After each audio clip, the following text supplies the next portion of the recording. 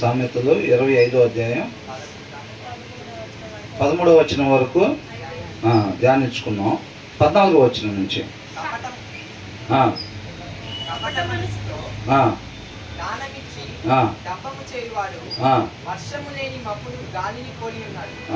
ఏంటంట? కపట మనసుతో దానమిచ్చి దంభము చేయువాడు వర్షం లేని మబ్బును గాలిని పోలి ఉన్నాడు. అంటే ఇక్కడ దానం ఇచ్చిన వాడు అని ఉంది. ఇక్కడ ఏమైందంటే like clouds and wind without rain is one who boosts of gifts never given. ఇవ్వని వాటిని. అవునండి. ఇప్పుడు like clouds and wind without rain అంటే మబ్బులు వస్తాయి. ఒక్కొక్కసారి ఏమవుతుందంటే మబ్బు పట్టిద్ది. మబ్బు పట్టంగానే ఎక్కడో అక్కడ వర్షం పడిపోయింది బాగా అని చెప్పి బాగా నల్లగా మబ్బు పట్టేసింది, విపరీతంగా వర్షం పడిద్ది అని చెప్పి ఎక్కడ ఏర్పాట్లు అక్కడ చేసేసుకుంటారు. పొలాల్లో చేసేవాళ్ళు అయితే విత్తనాలు చక్కగా తడవకుండా పెట్టేసుకుంటారు. ఇళ్ళల్లో వాళ్ళైతే సామాన్ లోపల పెట్టేసుకోవటం ఇవన్నీ కూడా చేసేస్తూ ఉంటారు. అది బాగా చాలాసేపు కొంచెం అడావుడి చేసి దానికి తోడు ఈ గాలి కూడా వచ్చింది. ఈ గాలి కూడా ఒక్కొక్కసారి ఏమవుతుందంటే ఇటు సైడ్ నుంచి గాలి వస్తుంది, బాగా వర్షం పడిద్దని మనం అనుకుంటాం. కాకపోతే కొంతసేపటికి ఏమైపోయింది, తేలిపోయిద్ది అనమాట. అంటే ఆ మేఘాల్లో నీళ్లు లేవన్నమాట ఎక్కడ. అందుకని ఈ మాట రాశారు వితౌట్ రెయిన్ అని అంటున్నారు, లైక్ క్లౌడ్స్ అండ్ విండ్. అలాంటి మబ్బులు లాంటి వాళ్ళు అనమాట. ఎవరు? ఇప్పుడు వాగ్దానాలు ఇస్తారు చూసారా. ఇప్పుడు ఎలక్షన్ టైం వచ్చేసరికి మేనిఫెస్టో ఒక్కొక్కరికి ఈ ఫ్రీకి ఇస్తాం, అవి ఫ్రీకి ఇస్తాం, పిల్లలకి ఈ ఫ్రీ, మధ్య వయసు వాళ్ళకి ఈ ఫ్రీకి ఇస్తాం, పెద్ద వయసు వాళ్ళకి ఇది ఫ్రీకి ఇస్తాం అని చెప్పి వాగ్దానాలు గెలవటానికి వాగ్దానాలు చేసేస్తూ ఉంటారు. కానీ గెలిచిన తర్వాత అవన్నీ కూడా ఏం చేయరు. గొప్పలు చెప్పుకొని మీ అన్నయ్యని చూసి ఓటేయండి కొద్దిగా అని అంటారు. ఆడవాళ్ళు అయితే అక్క చెల్లి అప్పుడు దాకా అక్క ఎడిపోయిందో కూడా అక్క తినిందో లేదో ఏం లేదు. అక్కకి అసలు కట్టుకోవడానికి ఉందా లేదా, తినడానికి ఉందా లేదా, పిల్లల్ని ఏమైనా చదివించుకోవడానికి అక్కకు ఉందో లేదో ఏం లేదు. 5 ఏళ్ళకి ఒక్కసారి విజిట్ చేస్తారు అక్కని. అవునా? అక్క మర్చిపోబాక అని అంటారు. మీ చెల్లెలకి తప్పకుండా అని అంటారు. అమ్మా మీ అబ్బాయిని ఎక్కడ పోయాడు మరి అప్పుడు దాకా అబ్బాయి? 5 ఏళ్ళు మరి అప్పుడు ఆ తల్లి తినిందో లేదో చూడాలిగా. అవునా కదా? 5 సంవత్సరాల్లో గుర్తొస్తారు. పెద్ద వయసు వాళ్ళు అయితే కనుక అమ్మా మీ అబ్బాయిని మర్చిపోబాక, మీ అన్నయ్యని మర్చిపోబాకండి, పిల్లలు మీ అందరిని మర్చిపోబాకండి అని అంటారు. మేనిఫెస్టో తీసుకుని వస్తారు. ఇదిగో మీకోసం ఈ పెట్టే మేనిఫెస్టోలు ఇది ఉందని అంటారు. పెద్ద వయసు వాళ్ళు కనుకో అవ్వ నీ పేరు మీద ఇవన్నీ వస్తాయి, మేనిఫెస్టోలు ఇవి పెట్టా, నేను వచ్చానంటే మీ అబ్బాయి వచ్చాడంటే ఇవన్నీ ఇస్తారు అని అంటారు. అంటే ఏంటి, గెలిచిన తర్వాత ఇక కనపడేది ఉండదు. అయ్యా అయ్యా అని ఎవరు నెలగా నువ్వు పక్కన ఉన్నవమ్మా ముందు నీ గోలండి అని అంటారు. అవునా కదా? అట్లాగా చాలామంది ఏం చేస్తారు అంటే అదే నీకు అట్లా చేస్తా ఇట్లా చేస్తా అని చెప్పి ఏం చేస్తారు, దంబపు మాటలు పలుకుతారు. అవి చేస్తారు. వాళ్ళు ఏమీ చేయరు అనమాట. అవి వాళ్ళు ఎలాగంటే నీళ్లు లేని మబ్బులు లాంటి వాళ్ళు అనమాట. నీళ్లు లేని మబ్బులు లాంటి వాళ్ళు. ఒక్కొక్కసారి గాలి విపరీతంగా వచ్చేసరికి అబ్బో వర్షం వచ్చింది అనుకుంటాం, బాగా పెద్ద తుఫాను వచ్చేటట్టుంది అని అనుకుంటాం. కొంచెంసేపు అయితే వర్షం లేదు, ఏం లేదు, అంతా నార్మల్గా వెళ్ళిపోయింది అనమాట. అర్థమవుతుందా? కాబట్టి ఈ వచనంలోంచి మనం ఏం నేర్చుకోవాలంటే అలా దంబపు మాటలు మనం పలికే వారంగా ఉండకూడదు అని అంటున్నాడు. ఏదైనా మనం అవును అంటే అవును, కాదంటే కాదు. ఏదన్నా చేసేదే మనం చెయ్యాలే కానీ చెప్పాలే కానీ మనం చెయ్యండి ఎప్పుడు చెప్పేవారంగా ఉండకూడదు. వాళ్ళు అసలు అంటే చేస్తాడని ఊరక మాట చెప్పామరా చేస్తామే ఏంటి అని అనుకుంటారు. మనం అట్లా చెప్పచ్చా? చెప్పకూడదు. అది ఇస్తాలే అంటే అదే నీ తర్వాత నీకు అట్లా వస్తే ఇది ఇస్తాలే అని అంటారు. పిల్లలకు కూడా ఏమంటారు, అదే నీ ఫస్ట్ ర్యాంక్ వచ్చిందంటే 14 చేస్తాలే, 14 పంపిస్తా అంటారు. వాళ్ళు బాగా అడిగింది అనుకోండి, ఏమండి కొనిపిస్తారా అది ఖరీదైంది కదా అంటే అలా అంటే చదువుతారని లేవే, మనం ఎందుకు కొనిపిస్తాం ఏంటంట, అలా అంటే చదువుతారు అన్నంత చెప్పచ్చు. అట్లాగా మనం అలాగా చెప్పకూడదు అన్నమాట. ఏదైతే మనం ఉండాల్సిన రీతిగానే మనం ఉండేవారం ఉండాలి తప్ప మనం గొప్పలకు పోయేవారంగా మనం ఉండకూడదు. అందుకని అంటున్నారు కపట మనసుతో దానం ఇచ్చి. ఒకవేళ ఇచ్చినా కానీ కొంతమందిని చూస్తే రాజకీయ నాయకుల్ని కానీ లేకపోతే ఇప్పుడు మిగతా వాళ్ళు కూడా కొంతమంది ఏం చేస్తారు, అంతకుముందు అనుకున్నాం కదా, ఒకరికి చిన్న మజ్జిగ ప్యాకెట్ ఇచ్చినా సరే అందరూ కనపడేదంటే సెంటర్లో ఇస్తారు. ఎందుకంటే వాళ్ళు చూసి మిగతా వాళ్ళందరూ పోయి ఊర్లో మొత్తం చెప్తారు మన గురించి. అది దానం చేసేటప్పుడు రహస్యంగా మనం కుడి చేతితో చేస్తే ఎడం చేతికి కూడా తెలియకూడదు. అంతా మనల్ని మనం తగ్గించుకొని మన దేవుడి ప్రేమతో ఇచ్చేవారంగా ఉండాలే. కానీ జనాలు మొత్తం చూసేటట్టుగా తీసుకొచ్చి ఎక్కడ ఇవ్వటము, చర్చిలో ఇచ్చినా కానీ ఫ్యాన్లు ఇచ్చేసి ఫ్యాన్ల మీద రెక్కలకి 3 పిల్లల పేర్లు రాపియటం, బల్లలు ఇచ్చి ఎవరు వచ్చి ఆ బల్ల మీద కూర్చోవాలనుకున్నా కానీ పేరు, కుర్చీలు ఇస్తే కుర్చీల మీద పేరు, వెనకాల రాపించుకుంటే వెనకాల కూర్చున్న వాళ్ళందరికీ ఓహో ఆ కుర్చీ పలానా వాళ్ళు ఇచ్చారా అని తెలిసింది. నువ్వు ఎప్పుడైతే ఆ ఉద్దేశంతో ఇస్తావో నీకు రావాల్సిన ఘనత అక్కడే వచ్చేసింది. ఇక నీకు ఇక్కడ వచ్చేదేమీ లేదు అని చెప్పి వాక్యంలో రాస్తుంది. జనాలు చూస్తా మనం ఇవ్వాలి అని అనుకుంటే నీకు ఆ జనాల దగ్గర మెప్పు కలిగిపోయింది అనమాట. నువ్వు అనుకునే మెప్పు కలిగిపోయింది. ఆ కుర్చీ వెనకాల నువ్వు రాపించుకున్నప్పుడు ఆ వెనకాల కూర్చున్న వాళ్ళు ఆ కుర్చీ పలానా వాళ్ళు ఇచ్చారని చెప్పి చూస్తారు కదా. మరి ఎప్పుడైతే ఓహో ఇది పలానా వాళ్ళు ఇచ్చారు ఆ చైరు, ఆ ఫ్యాన్ పలానా వాళ్ళు ఇచ్చారు అని ఎప్పుడైతే నువ్వు అట్లా చేసుకున్నావో, నువ్వు ఎప్పుడైతే ఇంక అట్లా చేసుకున్నావో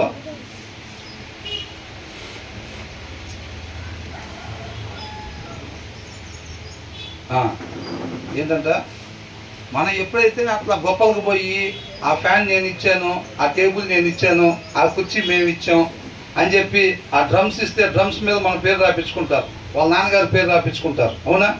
అలా ఎప్పుడైతే జనాలకి కనపడేటట్టుగా మనం ఆ పేరు రాపించుకున్నామో జనాల ముందు ఎప్పుడైతే ఆ ఘనత మనకి కలిగిపోయింది కదా. అవునా? ఇది పలానా వాళ్ళు ఇచ్చేది ఇది అని చెప్పి ఆ ఘనత వాళ్ళకి కలిగింది కాబట్టి ఇక్కడ దేవుడి దగ్గర ఇంకా వాళ్ళకి వచ్చేదేమీ లేదు. కాబట్టి వాక్యమైన దేవుడు ఏం చెప్తున్నాడు? మనం కుడి చేతితో ఇస్తే ఎడం చేతికి కూడా తెలియకుండా, అంతే తప్ప సెంటర్లో వెళ్ళి పంచిపెట్టడం, మజ్జిగ ప్యాకెట్ అంటే మనకి ఇక్కడైనా ఇవ్వచ్చు. అవునా?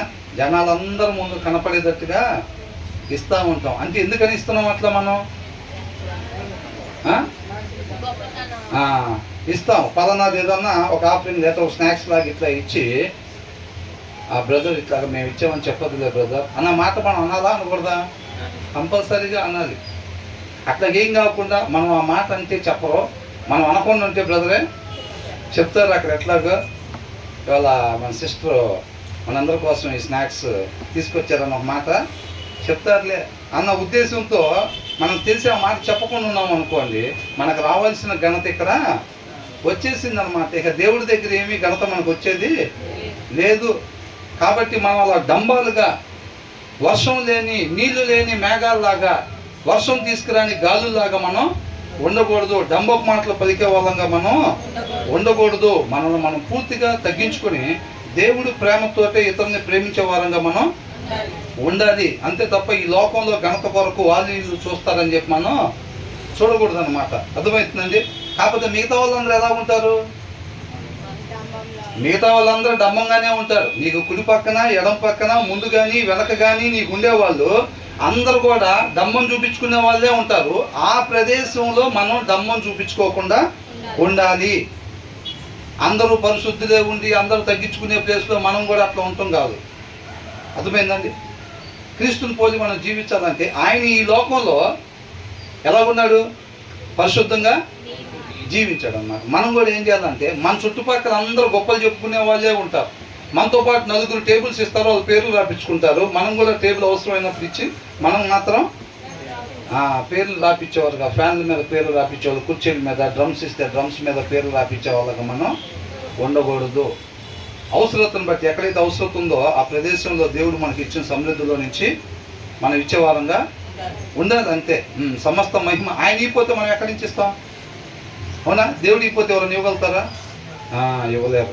కాబట్టి సమస్త మహిమను ఆయనకి మాత్రమే చెల్లించే వారంగా ఉండాలి. ఆయన శిష్యులు కూడా ఆ దినాల్లో దేవుడు ఇచ్చిన శక్తితో వాళ్ళు అద్భుత కార్యాలు చేసినా సరే వీళ్ళు ఏమనుకున్నారు? వీళ్ళ వైపు ఆశ్చర్యంగా చూస్తుంది, అసలు ఎవరు చేయలేకపోతున్నారు, మీరు ఎట్లా చేస్తున్నారు, మీరు మామూలు కాదు గొప్ప వాళ్ళు అని అంటుంటే వీళ్ళు ఏమనుకుంటున్నారు? వాళ్ళు వస్త్రాలు చింపుకొని వాళ్ళు తగ్గించుకొని మీరు ఎందుకు మా వైపు చూస్తున్నారు, మేమేదో చేసినట్టుగా ఈ కార్యాలు, మీరు ఎవరినైతే సిలివేశారో ఆయనే ఈ కార్యాలు చేస్తున్నాడు, మీరు ఆయన వైపు చూడండి అని అన్నారు. ఏమాత్రం ఆయనకు రావాల్సిన ఘనత వీళ్ళకి రాకుండా వీళ్ళు జాగ్రత్త పడ్డారు, భయపడ్డారు. వీళ్ళు ఆ సాహసం చేయలేరు. అవునా? మనం కూడా ఆ దినాల్లో వాళ్ళు ఎలాగున్నారో మనం కూడా అలాగే ఉండేవారంగా ఉండాలన్నమాట. తర్వాత ఏమంటున్నారు? ఇప్పుడు యేసుక్రీస్తు వారు కూడా ఏమన్నారు? ఇప్పుడు నేను చెప్తున్నా అంటున్నాడా? తండ్రి నాకు చెప్పకుండా నేను ఏది కూడా చేయలేదు అని అంటే, ఆయన నాకు ఏదైతే చెప్తున్నాడో నేను అదే చేస్తున్నాను. ఆయన మాట్లాడించకుండా నేను ఏ మాట మాట్లాడట్లేదు అని అంటే, ఆయన మాటలో ఏం చెప్తున్నాడు? నేను ఏ అద్భుత కార్యం చేసినా, నేను ఏ ఆశ్చర్య కార్యం చేసినా అది ఎవరిది? అక్కడి నుంచి వచ్చింది.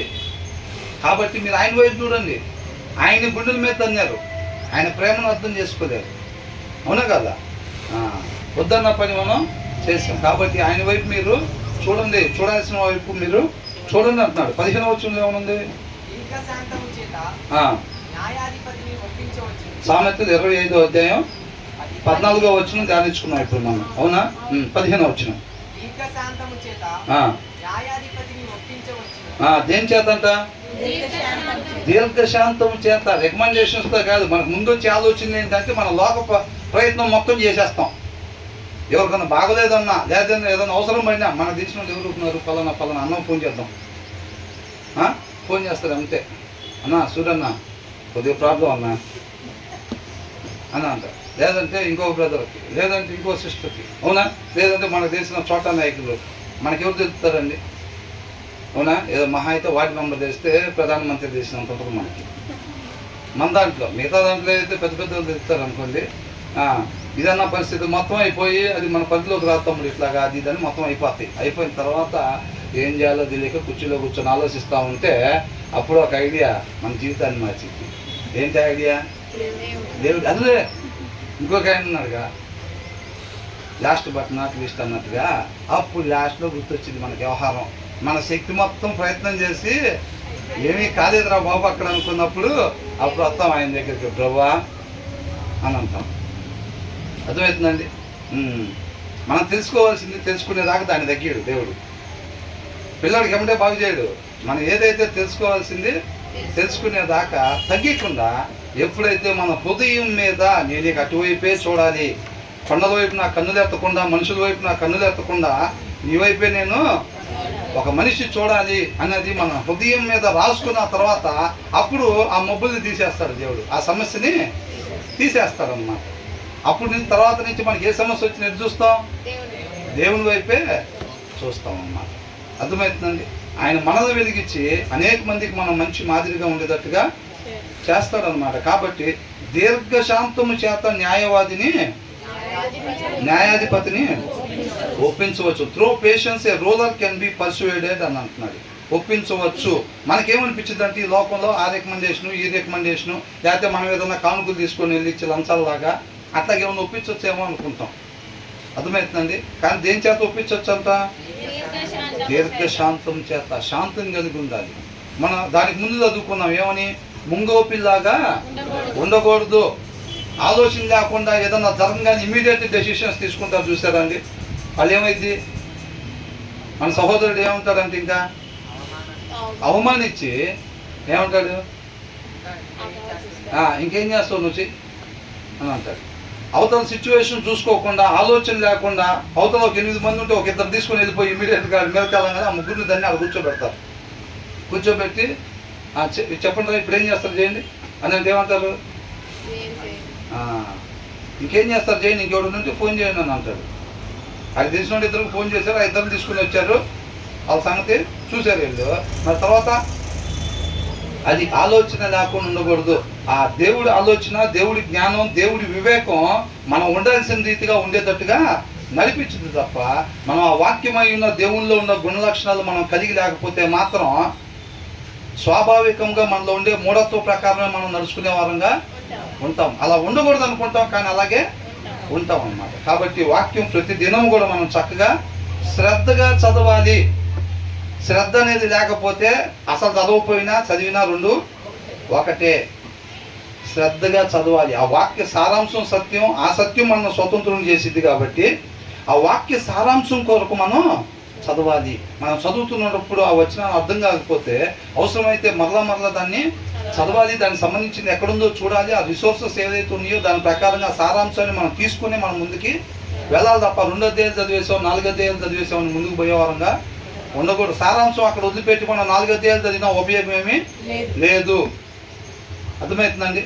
కాబట్టి ఆ వాక్య సారాంశమే మనం స్వతంత్రం చేసిద్ది. కాబట్టి ఇక్కడ ఏంటంట, దీర్ఘశాంతము ఒప్పించవచ్చును, ఎముకలను నలగగొట్టును. సాత్వికమైన నాలుక. ఇప్పుడు మీరు చూడండి, అవతల వాళ్ళు కొద్దిగా చాలా కోపంగా ఉన్నారు, గట్టిగా మాట్లాడే వాళ్ళకి అరిసేవారుగా ఉన్నారు అనమాట. ఆ టైంలో నువ్వు కూడా వెళ్ళి ఏం చెప్పు అని అన్నావు, మనకి ఏమైంది? అదే వాడు ఫుల్ రేజ్లో ఉన్నాడు, మనం తగ్గామంటే మీదకి ఎక్కేస్తాడు, మనం కూడా కొద్దిగా అట్లాగే ఉండాలి. ఎఫెన్సింగ్ మందు కూడా అంతే ఉండాలని చెప్పి ఇది కూడా అమ్మో ఏందో భర్త అట్లా వచ్చాడు ఇంటికి అని చెప్పి భార్య కూడా మెంటల్గా ప్రిపేర్ అయిపోయి మనం కూడా తగ్గకూడదు అనుకోండి, ఏమైంది? పక్కింటి వాళ్ళకి అంత దేశాలు తీసేస్తున్నట్టుగా గ్లాసులు చెమ్ములు తీసేస్తున్నట్టు సౌండ్ వచ్చింది. ఏంటంటే మన జరిగిన అమెరికా ఇరాన్ యుద్ధం ఇక్కడ జరుగుతూ ఉండదు పక్కింట్లో. అర్థమవుతుందండి. కాబట్టి మనం వాళ్ళను బట్టి మనం కాదు, ముందు వచ్చిన వాళ్ళు కూడా మనం చూసాం. ఏమని చూసాం? నీవు నాకు చేసినట్టే నేను చేస్తాను అని మనం చేయొచ్చంట. ఎదుటి వారు మనల్ని ఎలా డీల్ చేసి, వాళ్ళు మనకు మంచి చేశారు, వాళ్ళ ఇంటికి వెళ్తే కాఫీ ఇస్తే అక్కరండి అని కూర్చోబెడతాం, చక్కగా గబగబా వెళ్ళి కాఫీ పెడతాం. వాళ్ళు ఏదో ఆలోచనలో ఉండి మనం కాఫీ పెట్టడం మర్చిపోయారు అనుకోండి, మనం ఏం చేస్తాం? ఇది రాసుకోకుండా ఉదయం అది రాసుకుంటాం. కాఫీ ఇవ్వాల ఇంటికి వెళ్తే పావు గంట సేపు కూర్చున్నా కానీ, ఎన్ని సంవత్సరాలకు మా ఇంటికి వచ్చినా సరే కాఫీ కాదు కదా, నీళ్ళు కూడా ఇవ్వకూడదు. ఎందుకంటే ఆమె 5% చేస్తే మనం ఎంత చేయాలి? 5కి ఎక్కువే ఉండాలి మనం ఏది చేసినా. కాబట్టి నీళ్ళు కూడా ఇవ్వకూడదు. అది రాసుకుంటాం హృదయం మీద. ఇది రాసుకోమని దేవుడు చెప్తుంటే అది రాసుకుంటాం. పేరుకు మాత్రం క్రైస్తవులమే. ఫస్ట్ పాట మనతోనే స్టార్ట్ అయింది చర్చిలో. హృదయం మీద ఏం రాసుకుందాం? అదేనా ఉంది. అవతల వాళ్ళని బట్టి మనం నడుచుకోవాలందా? వాళ్ళు అరిసలిస్తే వాళ్ళ పండక్కి మన పండక్కి మనం అరిసలిస్తాం. అది బిర్యానీ వండుకొని మనం పెడితే మనం బిర్యానీ వండుకొని పెడతాం, వాళ్ళు పెట్టకపోతే అవునా? అట్లా లోకస్తులు కూడా చేస్తారు కదా. వాళ్ళు ప్రేమించకపోయినా మనం ప్రేమించినప్పుడే అది లోకంలో ఉండదు కాబట్టి దాని నుంచి తెలుసుకుంటారు. అవునా? ఎప్పుడైతే వాళ్ళు మనల్ని దేవుని ప్రేమతో ప్రేమించకపోయినా సరే మనం ఎప్పుడైతే ఆ ప్రేమను చూపిస్తామో అప్పుడు అదే ఇది లోకంలో ఉండదే, వీళ్ళకి ఎక్కడి నుంచి వచ్చింది, ఇది కదా మనిషి ఉండాల్సిన విధానం అనేది తెలుసుకుంటారు వాళ్ళు. అలా కాకుండా మనం కూడా hallelujah praise lord brother, praise lord sister అని చెప్పి వాళ్ళు మనం చూసినట్టే మనం కూడా వాళ్ళని చూస్తున్నాం అనుకోండి, ఇక మనం చూసి ఏం నేర్చుకుంటారు? మనం ఈ లోకానికి వెలుగు ఎట్లాగా అవుతాం ఇంకా? అవునా? మనం ఈ లోకానికి ఏంటంటే వెలుగు ఉప్పు అయి ఉన్నాం.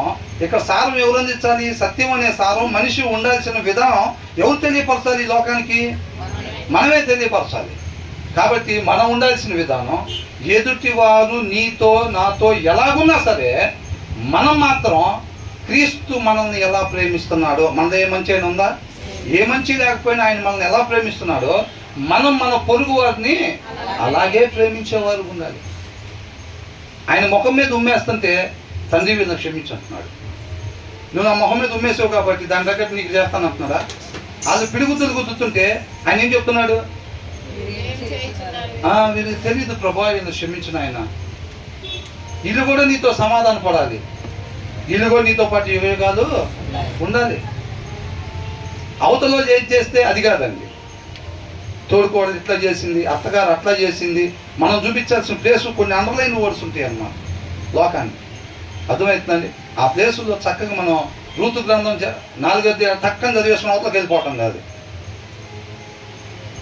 ఒక రూతులాగా, ఒక బోయాజు లాగా, అత్తగారు అయితే ఒక నయోమి లాగా మనం ఆ గ్రంథం యువత నుంచి అవతలకి వెళ్ళేసరికి మారకపోతే అది మనం చదివిన ఉపయోగం ఏమీ లేదు.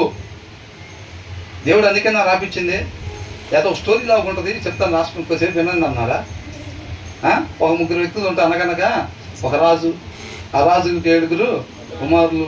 ఆ 7 వేటకెళ్ళారు, చేపలు పట్టుకొచ్చారు, ఎండబెట్టారు. ఒకటి ఎండలా చేప ఎందుకు ఎండలేదంటే చిన్నప్పటి నుంచి అయ్యాగా అందుకని రాపిచ్చారా రూతు గ్రంథం? అందుకాదు రాపిచ్చింది.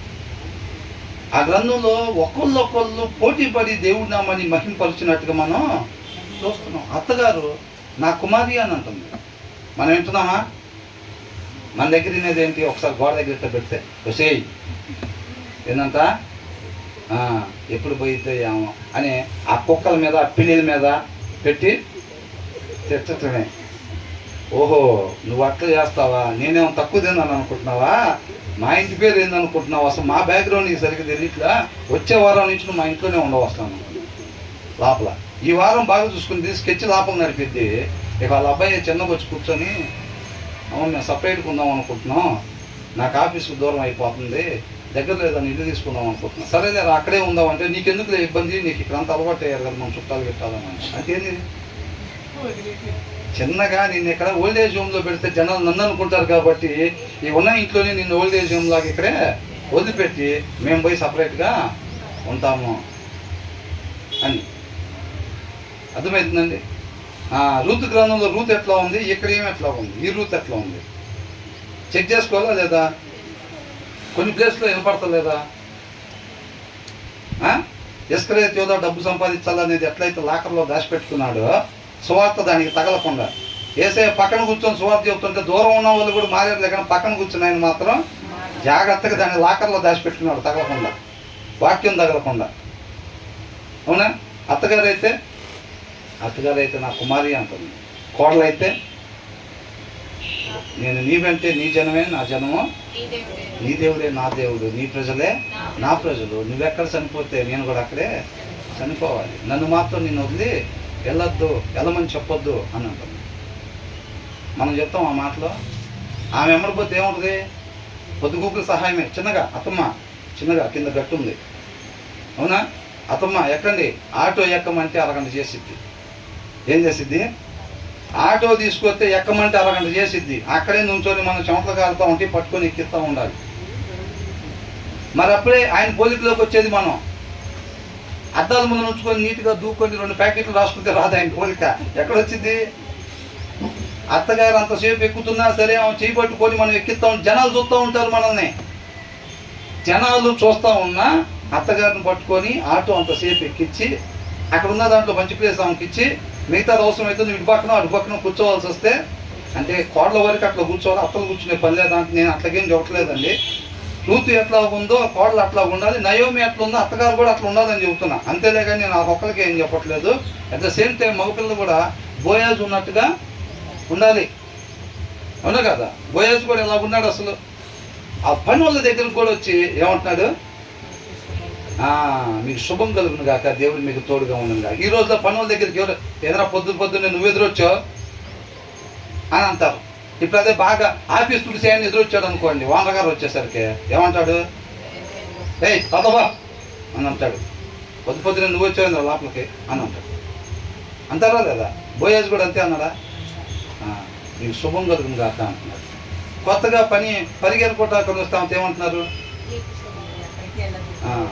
ఆమె కోసం కొన్ని వదిలిపెట్టేసేయండి, మనమే కాదు అందరూ బతకాలి కదా అని అంటున్నారు. మీకు నీళ్లు దాహం అయితే వచ్చి ఇక్కడ నీళ్ళలో ముంచుకొని ఈ కొండలో ముంచుకొని తాగండి, నేను తినే దగ్గర తాగండి, నేను తాగే దగ్గర తాగండి అని అంటున్నారు. ఆమె ఒక్కదానికే కాదండి, అందరికీ. అప్పుడంట అందరూ కూడా అక్కడే కూర్చొని ఉన్నారు. అంటే ఆమె రాకముందు మిగతా వాళ్ళందరూ కూడా అదే అలవాటు చేసాడు ఆయన. ఏమని? అందరూ కలిసి కూర్చొని తినాలి, నేను వేరు మీరు వేరు కాదు. అంతేనండి. తర్వాత దావీదు కూడా అంతే కదా. ఎవరైతే అవసరతల్లో ఉన్నారో వాళ్ళు, ఆయనకి ఒక్కరికే బ్రహ్మాండంగా కోట్ల మంచం ఉంది, సాలే నేను బాగా పరిశుద్ధంగా ఉంటున్నాను కాబట్టి దేవుడు ఈ మంచం ఈ కోట నాకు ఇచ్చారు అనుకున్నాడా? ఆ కోటలో ఉన్న ఆయనకి నిద్ర పడతలేదంట. ఆయన ధ్యాస ఎక్కడుంది? ఆయన హృదయం ఎక్కడుంది? దేవాలో ఉన్న దేవుడు మనసం దగ్గర ఉంది ఆయన హృదయం. మనకైతే ఎక్కడ ఉంటుంది? ఏసీ 18 కాకుండా 16 కాకుండా 9 5 పెట్టుంటే బాగుండేది. ఏసీ తయారు చేసినట్టు సరిగ్గా చేయదా? ఏంటంట 18 16 కాకుండా అంట 5 4 3 పెడితే -1 degrees అంటే మనం ఎక్కడికో పోకుండా ఇంట్లోనే సెట్ చేసుకుని తట్టుకుంటే బాగుండేది అని అనుకుంటాం మనం. ఆయనకి అలాంటి వాతావరణం ఉన్నా సరే ఆయన హృదయం ఎక్కడుంది? దేరాలో ఉన్న దేవుడు మనస్సు దగ్గరే ఉంది. బహు ఘనంగా కనపడ్డావులే, వస్త్రాలు కూడా సరిగ్గా లేకుండా నాట్యం చేసుకుంటూ వస్తున్నావు రాజువి అని అంటే, ఆయన నామ మహిమ కొరకు నేను ఇంతకన్నా నీచంగా కనపడాలన్నా సరే కనపడుతున్నాం. మనం దేవుడు ఆశీర్వదించాడు కాబట్టి బెంచి కనుగొన్నాం. మా దేవుడు కూడా తక్కువ ఏం కాదు. అసలు ఆ తొప్పులకేందండి అసలు? మిగతా వాళ్ళు అసలు దేవుడేనా? చెవులుండి వినవో, కళ్ళుండి చూడవో, అవునా? ఒకళ్ళు తీసుకొని వెళ్ళి ఆ ప్లేస్లో పెడితే తప్ప ఎక్కడ పోయి నుంచోలేవు. ఇక వీళ్ళకేం చేస్తాయి? అవునా కదా?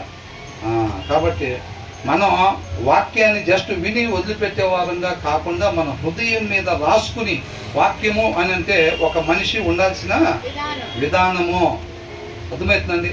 ఆ వాక్యాన్ని అనుసరించటం ద్వారా మన జీవితం ఒక మాదిరిగా మిగతా వాళ్ళందరికీ కనపరుస్తున్నాం. మనం ఉండే ఇంటి దగ్గర, మనం ఉండే కాలనీలో, మనం వర్క్ చేసే ఆఫీస్లో, లేకపోతే మనం వెళ్ళే పొలం పని దగ్గర కావచ్చు, మిగతా వాళ్ళందరికీ ఒక మంచి మాదిరిని కనపరుస్తూ ఉంటాము. అర్థమవుతుందండి? అలాగుండాలన్నమాట.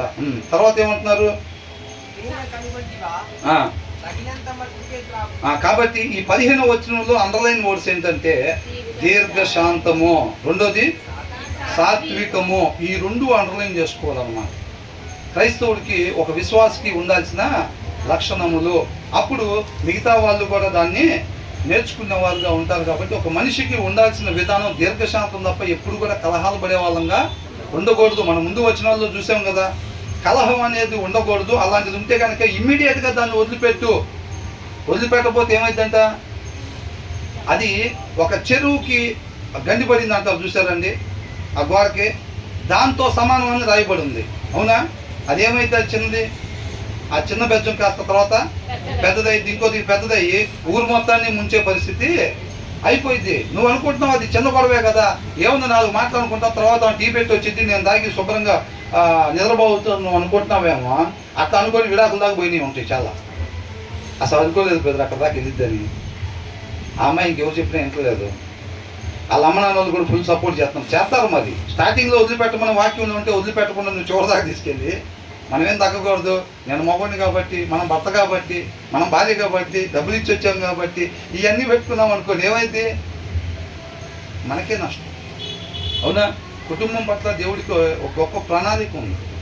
ఆయన నామ మహిమ కొరకు ఇద్దరు ఏకమయ్యి వాళ్ళిద్దరిని వాళ్ళని ఉపేక్షించుకొని దేవుడి చిత్తాన్ని నెరవేర్చడం కొరకు వాళ్ళిద్దరు ముందుకు సాగేవారుగా ఉండాలి. ఆ పిల్లలు కూడా ఆయన ఏ ఉద్దేశం కొరకు నిర్మించారో ఆ ఉద్దేశం కొరకు మాత్రమే వాళ్ళు జీవించేటట్టుగా చిన్ననాటి నుంచే ఆయన వైపు చూడటం అనేది నేర్పించాలి ఎవరికి. అవునా కదండి? ఏం కావాలంటే మమ్మీకి చెప్పు, డాడీకి చెప్పు కాదు. మమ్మీకి డాడీకి ఆయన అయిపోతే ఏమీ రాదు. అవునా? ప్రతిదీ కూడా ఎటు చూడాలంట, అటు చూడాలి. నేను కూడా అక్కడి నుంచే తెచ్చేది. కాబట్టి నేను ఇవాళ ఉండొచ్చు, రేపు లేకపోవచ్చు.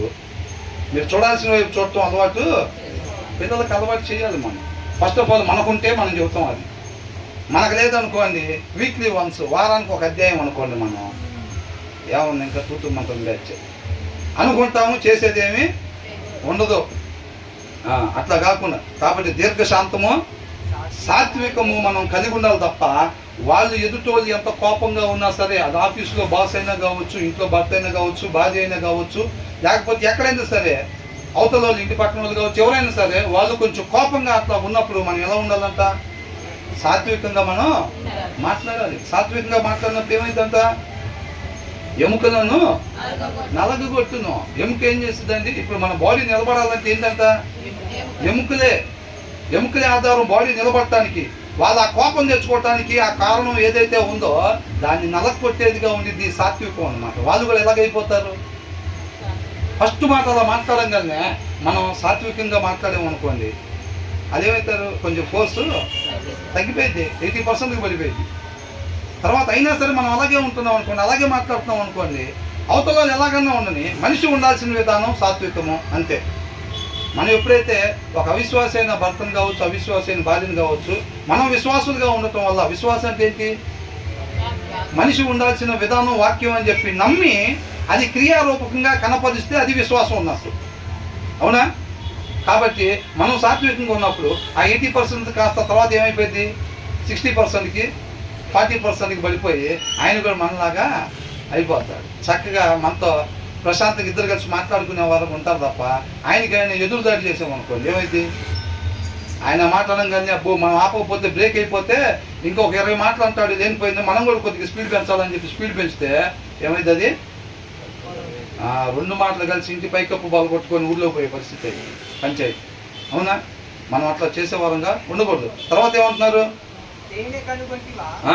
తగినంత మట్టికే త్రాగు, ఆ, అధికముగా త్రాగిన యెడల ఆ. తప్పిపోయినదేమో.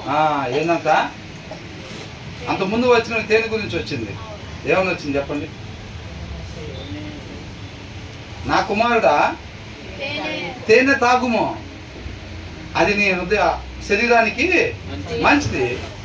నా కుమారుడా ఆ. తేనె త్రాగుము, ఆ. అది రుచి గలది కదా. ఆ. తేనె పట్టు తినుము, ఆ. అది నీ నాలుకకు తీపియే కదా. అంటే ఇట్ ఈస్ గుడ్ అని రాశారు ఇంగ్లీష్లో. అంటే అది మంచిది కదా, అంటే నీ శరీరానికి అది మేలు చేసిద్ది, దాంట్లో పోషకాహారాలు ఉంటాయి. అలాగే ఆ తర్వాత నీ ఆత్మకు ఆ. జ్ఞానము అట్టిదని ఆ, తెలుసుకొనుము. అది ఏంటంట, మన శరీరానికి తేనె ఎలాంటిదో ఎంత మేలు చేసిద్దో నీ ఆత్మకు జ్ఞానము అట్టిదని తెలుసుకొనుము. అది నీకు, దాని తర్వాత ఏముంది సిస్టర్? అది నీకు దొరికిన యెడల అది నీకు దొరికిన ఎడల ఏది? జ్ఞానము, దయచేసి తేనె అనబాకండి, జ్ఞానము, అవునా? అది నీకు దొరికిన ఎడల ముందుకు నీకు ఆ. మంచి గతి కలుగు. There is ever lasting life. అర్థమవుతుందండి?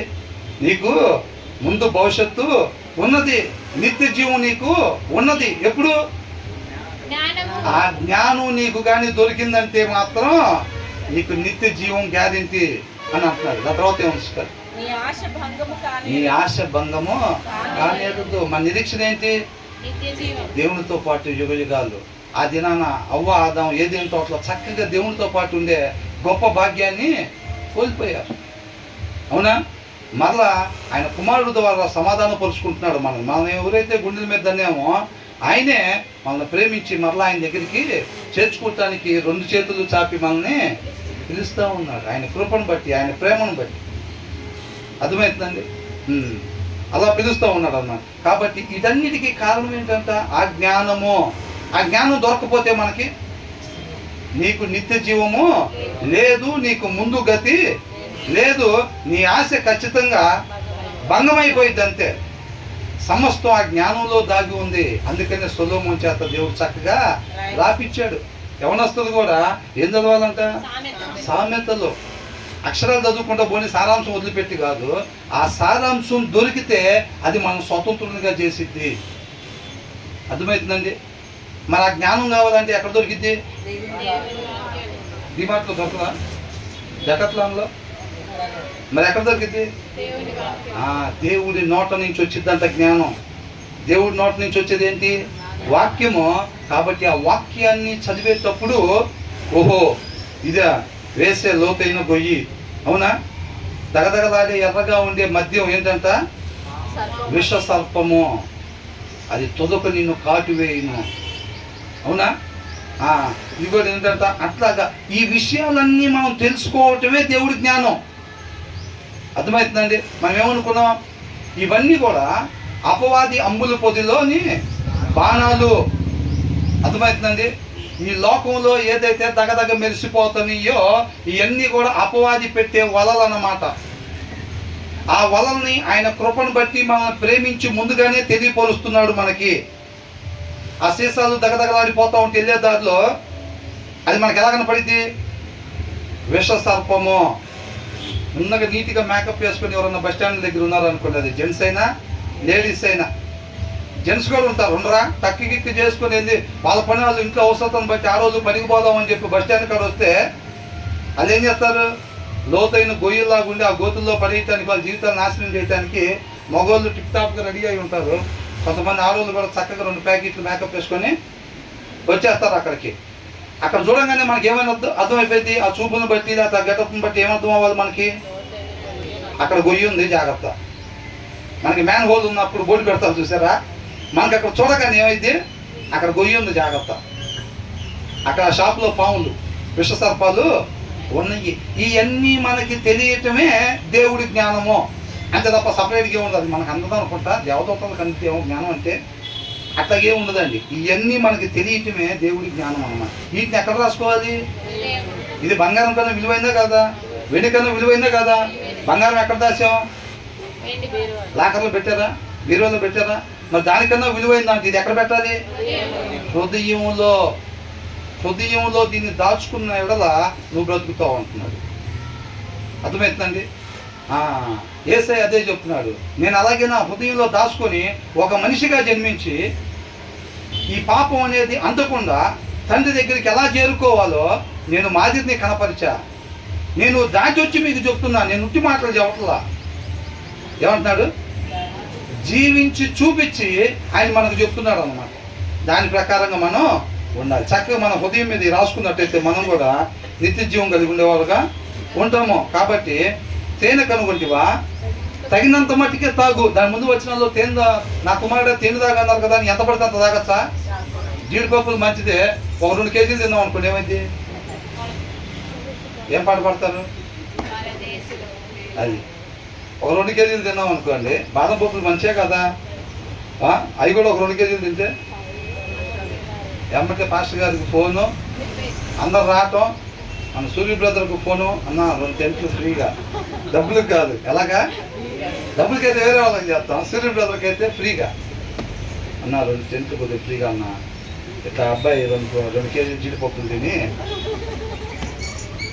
మనమే చెప్పేసుకుంటాం. ఏమని? స్వర్గస్తులు మనం అందరం ఎవరి పిల్లలు? అంతేగా, మనం ఎట్టున్నా సరే మనం అందరం దేవుడి పిల్లమే. ఎవరిని మోసం చేసాం? మనమే మోసం చేసుకుంది. ఇప్పుడు గబక్కని వదిలిపెడితే ఒక అరగంటలో పోయి సీరియల్ స్టార్ట్ అయింది. ఒక అరగంటలో వదిలిపెడితే సీరియల్ స్టార్ట్ అయితే అర్జెంటుగా చూడాలి ఎపిసోడ్ కంటిన్యూగా. కానీ మనందరం ఎవరి పిల్లలు? దేవుడి పిల్లలు. అవునా? సాయంత్రం సినిమాలు చూడాలి. ఇదివరకు అంతే, ఆదివారం సాయంత్రమే సినిమా వచ్చేది దూరదర్శన్లో. వారానికి ఒక్కసారి, అది కూడా ఆదివారం సాయంత్రం వచ్చేది. కరెక్ట్గా పొద్దున పూట అంతా చర్చిలో ఉంటామని, సాయంత్రం అంతా టీవీల దగ్గర ఉంటాం. అవునా కదా? అలాంటి జనంతో చర్చిలు నిండిపోతున్నాయి. చర్చిలు నిండిపోతున్నాయి. కాకపోతే ఈ సత్యం అనే వెలుగు మాత్రం ఎక్కడ కనపడట్లేదు. కాబట్టి ఆచారంగా ఉండకూడదని చెబుతున్నాడు. అందుకని ఇక్కడ ఏమంటున్నాడు? తేనె కనుగొంటివా, తగినంత మట్టికే తాగుము. ఎంత మంచిదైనా సరే ఇంకా ఎక్కువ తాగుతున్నాం అనుకోండి, ఏమైంది? వాటర్ తాగినా అట్లా అయింది. అయితే లేదా? వాటర్ అయినా సరే ఒక 2 లీటర్లు తాగామనుకోండి, ఎలా ఉంటుంది? పైకి వచ్చే పరిస్థితి ఉంటుంది. అలాగే ఆ కింద వచ్చిన వాళ్ళు ఏమంటున్నారు? మాటి మాటికి మాటి మాటికి నీ పొరుగు వాని ఇంటికి వెళ్ళకము. అది చూసారండి, కొంతమంది కదిలితే ఏం చేస్తారు? కదిలితే బాగోయాలి ఇంటికి, కదిలితే పెద్దమ్మోళ్ళ ఇంటికి, కదిలితే పెద్దనాన్న వాళ్ళ ఇంటికి వెళ్ళిపోతూ ఉంటారు. ఫస్ట్ వెళ్ళినప్పుడు చూడండి, రండి బ్రదర్ రండి, మామయ్య రండి అని అంటారు, కూర్చోబెడతారు. ఇక మామయ్య పొద్దున్న లేకపోతే వచ్చేడా కూర్చుంటున్నాడు అనుకోండి, ప్రతిరోజు కాఫీలు టీలు ఎక్కడే, టిఫిన్లు ఎక్కడే అనుకోండి. ఫస్ట్ రాగానే ఇమీడియట్గా వేడివేడికి చేసి పెడతారు. తర్వాత ఎప్పుడైతే వరుసనే 4 రోజులు వచ్చారు, తర్వాత ఏమైంది? ఆయన వచ్చి కూర్చొని అరగంట అవుతున్నా కానీ టిఫిన్ మాత్రం రాదు. ఎందుకని? ప్రతిరోజు వెళ్తే అంతే ఉంటుంది కథ. మామయ్యే కానీ ఏమైంది? అదేంద్రా ఫస్ట్ రోజు వచ్చిన తర్వాత 10 నిమిషాల్లో వేడివేడిగా చేసుకుని వచ్చింది అమ్మాయి, ఇవాళ చూస్తే అయింది 1/2 గంట అయింది. ఇవాళ 1/2 గంట సంగతి చూస్తున్నాం, తర్వాత గంట అయింది. మరి ఇంకొక 4 రోజులు వరుసనే వస్తే ఏమైంది? గంట అయింది. ఎవరన్నా వచ్చి మీ మామయ్య వచ్చినట్టు ఉన్నారు, ఏమన్నా పెట్టావా అంటే, ఆయన రోజు వస్తాడులే కూర్చుంటాడు. ఆయన రోజు వస్తాడులే కూర్చొని ఈ బట్టలు ఉతికేసిన తర్వాత ఏదైనా చేసి పెడతాలే అని. అదే ఫస్ట్ రోజు అయితే ఏమైంది? అది తగినంత మట్టుకే. అంతేగాని బ్రదరే కదా, సిస్టరే కదా, బాబాయే కదా అని చెప్పి తేపకపోతున్నాం అనుకోండి, ఏమైంది? అంతే ఉండేది. ద్వేషిస్తారనమాట వాళ్ళు మనం. అవునా? ఎన్నో వచ్చినాం? అది 17వ వచ్చినాం కదా. ఏమనుంది? Seldom set foot in your neighbour's house too much of you. అంటే ఎక్కువ సార్లు వాళ్ళ దగ్గరికి మనం వెళ్ళినప్పుడు and they will hate you అని రాశారు. ఏం చేస్తారంట? హేట్ యూ, ద్వేషిస్తారు అని రాశారు. తెలుగులో ఏంటంటే మన వాళ్ళు అంత కఠినంగా ఉండరు కాబట్టి గన్నులతో షూట్ చేసేటట్టు ఉంటారు, మనకి కర్రలతో కూడా చంపేసేటట్టు ఉంటారు. అంతే తప్ప గన్నులతో షూట్ చేసి స్పాట్లో లేపేసేటట్టు మన వాళ్ళు ఉండరు. కాబట్టి కొన్ని కఠినమైన పదాలు ఏం చేస్తారంటే తెలుగులో సున్నితంగా రాస్తారన్నమాట. హేట్ యూ అని రాస్తే ఇక్కడ మనకేం రాశారు? కాబట్టి ఏం చేస్తారంట? ద్వేషిస్తారన్నమాట. అర్థమవుతుందండి? కాబట్టి మనం మాటికి అట్లా పోయేవారంగా ఉండకూడదు. హృదయంలో వాక్యం ఉంటే ఎప్పుడు ఎక్కడికి వెళ్ళాలి, ఎంతసేపు ఉండాలి, ఏం మాట్లాడాలి, ఎలా ప్రవర్తించాలి, ఇది మొత్తం కూడా ఆ జ్ఞాన వివేకాలను బట్టే ఉండిద్ది, ఆయన ఆత్మ నడిపింపుని బట్టే ఉండేది. డ్రైవింగ్ సీట్లో ఆయన కూర్చోబెట్టలేదు అనుకోండి, ఇక మన ఇష్టం. ఆ దినాన్ని ఆదాబాబు నడిపినట్టు నడుపుతాం బండి. అవునా? ఏం చేశాడు? ఈ తోటను సేద్యపరుచు, దీన్ని కావలకాయ అంటే తోట దాటి బయటకు దూసుకొని పోయింది బండి. ఎందుకని? డ్రైవింగ్ రాక. మన డ్రైవింగ్ సీట్ ఎక్కడ? డ్రైవింగ్ సీట్ ఎక్కడ? హృదయం. మన హృదయంలో దేవుని వాక్యం ఉండాలి. మన హృదయంలో దేవుని వాక్యం ఉండాలి. మన జీవితం మీద అధికారం ఆయనకి పూర్తిగా అప్పగించాలి. మనల్ని మనం ఉపేక్షించుకోకుండా ఆయన వెంబడించినా సరే ఉపయోగం ఏమీ లేదు అని అంటున్నాడు. అర్థమవుతుందండి? ఎంత మంచిదైనా సరే, ఎంత బాబాయ్ అయినా, ఎంత రక్త సంబంధికులైనా, ఎంత తెలిసిన వాళ్ళు అయినా సరే, తేనె ఎంత మంచిదైనా సరే అధికంగా తాగితే ఏమైందంట? కట్టు వేసుకుంటాం. అలాగే మాటి మాటికి అవతల ఇంటికి వెళ్తే వాళ్ళ ప్రైవసీని డిస్టర్బెన్స్ చేసే వాళ్ళంగా మనం ఉంటాం. అలా వెళ్ళకూడదు కాబట్టి వాళ్ళు మనం ద్వేషించేవారుగా ఉంటారన్నమాట. తర్వాత ఏమంటున్నారు? తన పొరుగువాని మీద ఆ. అబద్ధ సాక్ష్యము పలుకువాడు. కొంతమంది ఏం చేస్తారు, ముందు లాస్ట్ డేట్ వాళ్ళని తెలుసుకోవడం, వాళ్ళు ఇవాళ సాయంత్రం దాకా చెప్పకుండా రేపు చెప్తాడు వచ్చి. ఏం చేస్తాడు? అరే ఇవాళ లాస్ట్ డేట్ ఎగ్జామ్కి అప్లై చేసుకోవటాకంటే వాళ్ళు పొద్దున్నే 10 గంటలకల్లా వచ్చాడు మనకు చెప్తాడు, చెప్పలేదు అనుకోకుండా. మిగతా వాళ్ళు ఎవరు చెప్పలేరు, ఈడే నాకు చెప్పాడు కాబట్టి ఈడే బెస్ట్ ఫ్రెండ్ అనుకుంటాం. వాడికి ఎప్పుడు చెప్పాడు? వాడు మనకి లాస్ట్ డేట్ అయిపోయిన తర్వాత చెప్పాడు. వాడికి ఎప్పుడు తెలుసు? వాడికి నిన్నే తెలుసు. అంటే ఈ ముందు షోయింగ్ అట్లా. అది ఎవడు చెప్పలేదురా, వీడు ఒక్కడే వచ్చి నాకు చెప్పాడు, ఈడే నా బెస్ట్ ఫ్రెండ్ అనుకుంటాడు. వీడు పోయి అప్లై చేద్దాం అనుకునేసరికి లాస్ట్ డేట్ నిన్నట్టు అయిపోయిందండి అని అంటాడు. ఈయన అడిగితే అదే నువ్వు అప్లై చేసావా అని చేశాను అంటాడు. బెస్ట్ ఫ్రెండ్ దాకా పైకి షోయింగ్ ఎలివేషన్ ఉండిద్ది, కాకపోతే లోపల ఎట్లా అంట? సమ్మెటను, వాడు ఎట్లా అంటాడంట? సమ్మెటను, సమ్మెటలాగా, ఖడ్గమును, ఖడ్గంలాగా, వాడిగల అంబున పోలి వాడిగల అంబులు పోలినవాడు అని అంటున్నాడు. యుద్ధంలో మనకు ఎదురుగా ఎవడన్నా సుత్తి సమ్మెట ఇసిరేసాడు అనుకోండి, అది మన మీదకి వస్తుంటే ఎట్లా ఉంటుంది? అది వచ్చి తల్లు వెళ్ళిపోయిద్దా? కత్తి వచ్చి పౌడర్ రాసేదిద్దా? ఏం చేసిద్ది? అట్లాంటి వాడు అన్నమాట. ఎవరు? అది ఎన్నో వచ్చిన అది 18 అంట. తన పొరుగు వాని మీద ఓట సాక్ష్యం పలికివాడు అలాంటి వాడు అన్నమాట. అంత హాని చేస్తాడని మనకెందుకు చెప్పారు? అట్లాంటి వాళ్ళతో జాగ్రత్తగా ఉండమని. మనం అట్లా ఉండొద్దని, మనం అలా ఉండొద్దని. అర్థమవుతుందండి? మనం అలా సాడీలు చెప్పేవాళ్ళ ఆ బ్రదర్ రాలేదండి, ఎందుకు రాలేదు అనుకుంటున్నావు? ఎడ కూర్చొని ఏదో చెప్పి కొద్దిసేపు చేసేది, ఆ కుర్చీలో కూర్చొని వాళ్ళకి చెప్పి మొత్తాన్ని చెప్పేసి వచ్చామనుకో. అవునా? ఆ బ్రదర్ గురించి, ఈ సిస్టర్ గురించి మొత్తం నెగిటివ్గా చెప్పేసి చర్చిలో నేను ఒక్కనే మంచోడిని అని చెప్పుకోవటానికి. అర్థమవుతుందండి? నీ పొరుగు వాని గురించి నువ్వు వాటితో వ్యాజ్యమాడు. ముందు వచ్చిన వాళ్ళు మనం చూసాం. ఏంటంట? 9వ వచనం.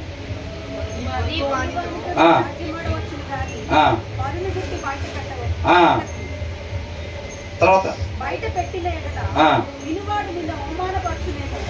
అందువలన నీకు కలిగిన అపకీర్తి ఎన్నటికీ నీకు. చూసారండి? నువ్వు ఎవరి మీద అయితే సాడీలు చెప్తావో వారి గురించి రిసీవ్ చేసుకోడు. నువ్వు చెప్పినాడు విన్నవాడు ఎవరి గురించి రిసీవ్ చేసుకుంటాడంట? చెప్పినవాడి గురించి రిసీవ్ చేసుకుంటాడంట. వాళ్ళు ఇట్లాగా వాళ్ళు రాత్రి తన్నుకున్నారు, మా ఇంట్లో సౌండ్ లేని పని. ఏంటంట? వీళ్ళు ఇంటి వెనకాల అంట తన్నుకున్నారంట, ఇది సౌండ్ లేని పని అంట. నువ్వు చెప్పావు వాళ్ళని బ్యాడ్ చేద్దామని చెప్పి, వాళ్ళ గురించి మొత్తం బ్యాడ్ ప్రాపగండా చేయాలి, ఊరు మొత్తం నెగిటివ్ చేయాలి. వాళ్ళని మా చుట్టుపక్కల నలుగురిలోనే నెగిటివ్ చేసేస్తే ఇక ఆ ఏరియాలో నేనే మంచోడిని ఇంకా. అవునా? నువ్వు అట్లా చెప్పినప్పుడు విన్న వాళ్ళు ఏమనుకుంటారంట? బయట పెట్టిన ఎడల వినువాడు నిన్ను అవమానపరుచున్నావు. చెప్పిన అవమానం, ఒరే వీడు నమ్మక ద్రోహి, వీడు నమ్మి వాడు చెప్పాడు, చెప్తే వీడు ఊరు మొత్తం చెప్తున్నాడు, వీడు నమ్మక ద్రోహిరా వీడు అని అనుకుంటాను. నువ్వు చెప్పినోడి గురించి కాదు తీసుకునేది. నువ్వు ఎప్పుడైతే చెబుతావో నీ గురించి జనం తీసుకుంటారు అట్లాగా. అర్థమవుతుందండి? నువ్వు ఎప్పుడైతే అట్లా చెప్తావో, నువ్వు ఎవరి గురించి చెప్పావో వాళ్ళ బుక్లో రాస్తారు. అది దాన్ని విన్న వాళ్ళ బుక్లో రాస్తారా? ఎవరు బుక్లో రాస్తారు? చెప్పినోడు బుక్లో రాస్తారు. నువ్వు ఇట్లా నమ్మక ద్రోహిలాగా ఉన్నావు అని చెప్పి. అవునా కదా? బిట్రే అనే పదం వాడారు. Do not betray another's confidence అని చెప్పి రాశారు. అర్థమవుతుందండి? నమ్మక ద్రోహము. అర్థమవుతుందండి? మనం అలాగా ఉండకూడదు. సంగతుల్లో దాయుట దేవునికి మహిమ. అర్థమవుతుందండి? ఆ విషయం మనకు తెలిసినప్పుడు, వాళ్ళిద్దరి మధ్యలో కొద్దిగా ఇబ్బంది ఉంది, ఇలాంటి విషయాలు మనకు తెలిసినప్పుడు, వాళ్ళ ఇంట్లో పరిస్థితి బాగలేదు, అప్పుడేదో లోన్ తీసుకొని ఇల్లు కొనుక్కున్నారు, తర్వాత వాళ్ళ పరిస్థితి కట్టే పరిస్థితి లేదు, వాళ్ళు వచ్చి జప్తు చేసుకుంటా ఉంటారు. ఇలాంటి విషయం తెలిసినప్పుడు గబగబా టిఫిన్ కూడా చేయకుండా పోయి ఊరు మొత్తం చెప్పి రావటం కాదు, ఇమ్మీడియట్గా ఏం చేయాలి? అదే పరిస్థితి మనం ఉంటే ఏం చేస్తాం? ఇమ్మీడియట్గా క్షణం కూడా ఆలస్యం చేయకుండా మోకరించి ఆయన పాదాల చెంత పెడతాం. కాబట్టి మన పొరుగు వారికి ఆ సమస్య వచ్చినా సరే మనకు ఆ సమస్య వస్తే ఏం చేస్తామో అదే మనం చేసేవారంగా ఉండాలి. రహస్యంగా ఇమ్మీడియట్గా వెళ్ళిపోయి తలుపులు వేసుకొని లోపల గదిలో ఆయన పాదాల చెంత ఆ విషయాన్ని పెట్టేటట్టు ఉండాలి. వాళ్ళు మనం చెప్పకపోయినా ఆ విషయం మనం చెవును పడినప్పుడు మనం వెళ్ళి ప్రార్థన చేసి ఆ విషయాన్ని ఆయన పాదాల చెంత హృదయపూర్వకంగా పెట్టేవారంగా ఉండాలి. అది గొప్ప ధన్యత. అర్థమవుతుందండి? మన కోసం మనం మోకాలు చేసి ఆ నొప్పులు తట్టుకుంటా ప్రార్థన చేసేది ఏముందండి? ఎవరు ఏం చేస్తారు? అన్నీ చేయరా? నడుచుకుంటా మోకాల మీద మెట్లు ఎక్కుతున్నారంట వెళ్ళి తీసుకెళ్ళి కొడటానికి, అవునా కదా? వాళ్ళు కూడా వాళ్ళ కోసం వాళ్ళు మోకాలు నొప్పులు తట్టుకుంటూ పోతూ ఉంటారు. ఇక మనం కూడా మన కోసం, అయ్యా పిల్లోడు ఆరోగ్యం, అయ్యా అమ్మాయికి సంబంధం, అయ్యా ప్రమోషను, అయ్యా ఇదయ్యా, అయ్యా అదయ్యా, మన కోసం మనం మోకాలు చేసి నొప్పులు తట్టుకునేది ఏముంది? అవునా కదా? ఇక్కడ ఉన్నానండి, ఇక్కడ ఉన్నా. మన కోసం మనం మోకాళ్ళ నొప్పులు తట్టుకునేదే ఉంది. ఇతరుల కోసం మనం ఎప్పుడైతే మోకాళ్ళ మీద నొప్పులు అనుభవిస్తూ ఉంటామో అది క్రీస్తుని పోలి. ఆయన ఏదైనా తోటలో ఆయన తింటానికి తక్కువే ప్రార్థన చేశాడా?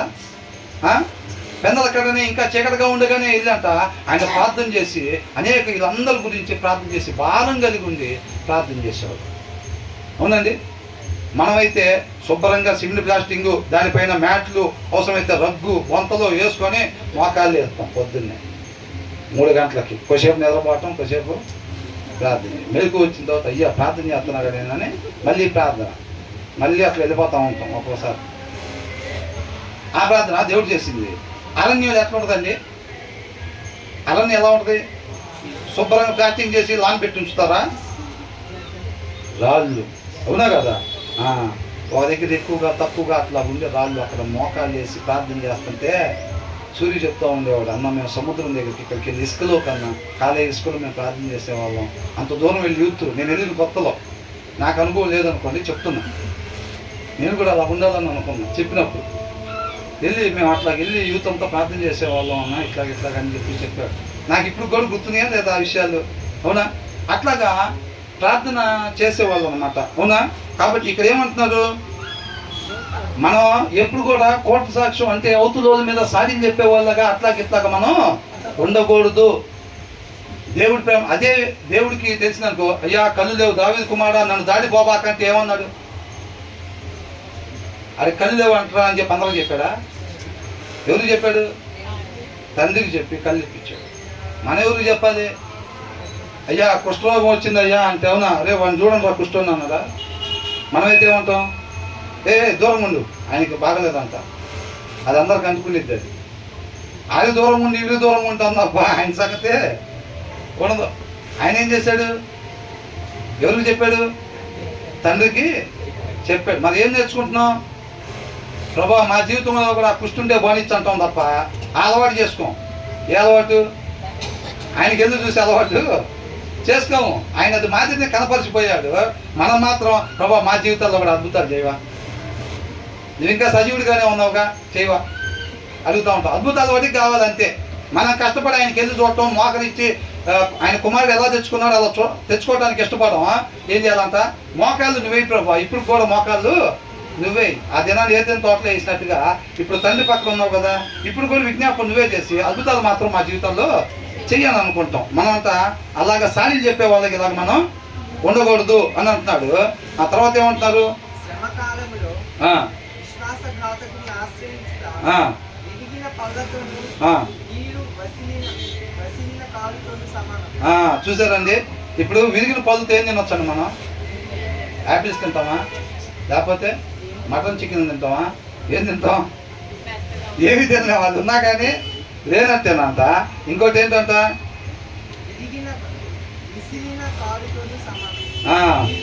వసిలిన కాలుతోనూ అంటే అది పేరుకి కాలుగా ఉండేది కానీ దాని మీద నుంచొని నిలబడటానికి పనికిరావు. అయ్యి అర్థమవుతుందండి? చూడటానికి కాలుగా ఉండేది, అది నేల మీద పెడితే మనం పడిపోయే వారంగా ఉంటాం అన్నమాట.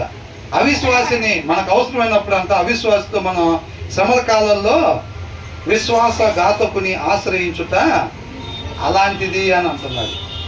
అర్థమవుతుందండి? కాబట్టి ఎట్టి పరిస్థితుల్లో ఏ విషయంలో అయినా సరే మనం ఆయన్ని ఆశ్రయించే వారంగా ఉండాలి. ఆయనకి అసాధ్యమైనది ఏదీ లేదు. బాబాయ్ మినిస్టరే, ఆ టైంలో ఫోన్ ఎత్తపోతే పని జరిగిపోయింది. బాక్స్కి ఫోన్ చేస్తారు అంటే చేస్తారా చేయరా? బాబాయ్ మినిస్టరే, లేదా పెద్ద డాక్టర్ అయి ఉండొచ్చు అబ్బాయి పెద్ద డాక్టరే, అబ్బాయి వచ్చిందాక ఉండదు వ్యవహారం. అక్కడ అబ్బాయి వచ్చిందాక వ్యవహారం ఉండదు. కాబట్టి మనుషుల వైపు ఆధారపడబాక. అబ్బాయి డాక్టర్ అయితే అవ్వచ్చు, ఎంబీబీఎస్ డాక్టర్ అయితే ఫార్మలో చదువుకుని వస్తే రావచ్చులే, కానీ అబ్బాయి మీద ఆధారపడ్డామంటే మాత్రం అయిపోయినట్టే మన పని. అవునా? బాబాయ్ పొలిటికల్ లీడరు, అబ్బాయి డాక్టరు, ఇంకొక ఆయన డబ్బున్న ఆయన పెదనాయన ఫోన్ చేస్తే ఏదైనా తెప్పిస్తారు అని అంటే పెదనాయన వచ్చిందాక వ్యవహారం ఉండదు అక్కడ. అది సమస్య. అవునా కదా? ఈ మిగతా పరిస్థితులు వాళ్ళకి లోబడవు, కానీ మిగతా పరిస్థితులన్నీ సమస్తం లోబడి ఆయన ఉన్నారు కదా. పరమ వైద్యుడు ఉన్నాడు, ఆర్థికంగా ఉండే ఆయన ఉన్నాడు, అన్ని రకాలుగా చేయగలిగిన ఆయన ఉన్నాడు. ఒక్కొక్క దానికి వెళ్ళి చూడటం ఎందుకు? ఏదో కూడా పరిమితులు ఉన్నాయా లేదా? పరిమితి దాటి వాళ్ళు కూడా చేయలేదు. ఇప్పుడు మినిస్టర్ గారు ఉన్నారు, బాబాయే, ఆయన పరిధి దాటి చేస్తారా? చేయలేడు. కానీ ఏసైకి పరిధి ఉందా? లేదు. అవునా కదా? కాబట్టి ఎనీ టైం ఆయన ఆశ్రయించే వారు ఉండాలి. పిల్లలకు కూడా అదే నేర్పించే వాళ్ళంగా మనం ఉండాలి. ఇంతతో ముగిద్దామండి, మిగతా తర్వాత ధ్యానించుకున్నాం. కాబట్టి మనం చక్కగా వాక్యాన్ని ప్రతి దినము కూడా మనం చదవాలి. ప్రతి దినము వాక్యం చదవాలి. దేనికోసం చదవాలి?